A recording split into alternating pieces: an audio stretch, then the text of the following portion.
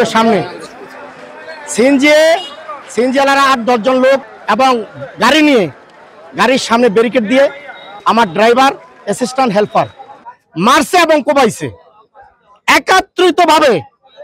আপনার বেদুরিয়া, তারপরে কুঞ্জহাট, লালমোহন, বড়নদী, তারপরে কর্তারহাট এবং দক্ষিণ আইসা পর্যন্ত একই টাইমে এরা আমাদের উপর একত্রিতভাবে হামলা চালাইছে। সিএনজি 3 জনের উপরে নিতে পারবো না, এটা ডিসি মহোদয় এটা সিদ্ধান্ত করে দিছে। এই সিদ্ধান্ত মনে করেন কার্যক্রম না হইতে এবং আমাকে বলছে যে আপনারা আইন হাতে নিবেন না, আপনারা কোনো সিএনজি বাধা কিছু করবেন না। যদি আমারটা ছবি তুলে আমাদের কাছে পাঠিয়ে দেন, আমরা ব্যবস্থা নেব।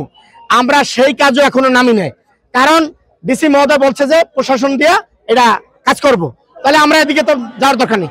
তাহলে আমাদেরকে আজকে নতুন করে আবার হামলা কি জন্য চালাইলো, এটার সিদ্ধান্ত নেওয়া পর্যন্ত অনির্দিষ্টকালের জন্য চলবো ধর্মঘট। কালার এক্সপার্ট, জর্জ স্যাপ এবং মাইল্ড অন হ্যান্ডস টেকনোলজি সমৃদ্ধ অরিক্স ক্রিস্টাল ওয়াশ। আপনার আমাদের একটাই দাবি, অবৈধ যানবাহন এই ভোলা মহাসড়ক এবং জাতীয় মহাসড়কে চলতে পারবে না।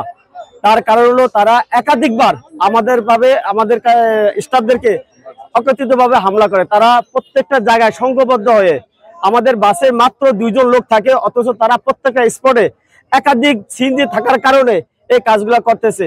মাঠ পর্যায়ে হিসাব বলা সত্ত্বেও যে এসপি স্যার আছে, উনি মাঠ পর্যায়ে কোনো কাজ করতেছে না, সার্জেন্ট কোনো কাজ করতেছে না। আমাদের যতদিন দাবি পূরণ না হবে ততদিন আমাদের এই বাস বন্ধ থাকবে। আমরা শ্রমিকরা গাড়ি চালাবো না, এটি আমাদের দাবি।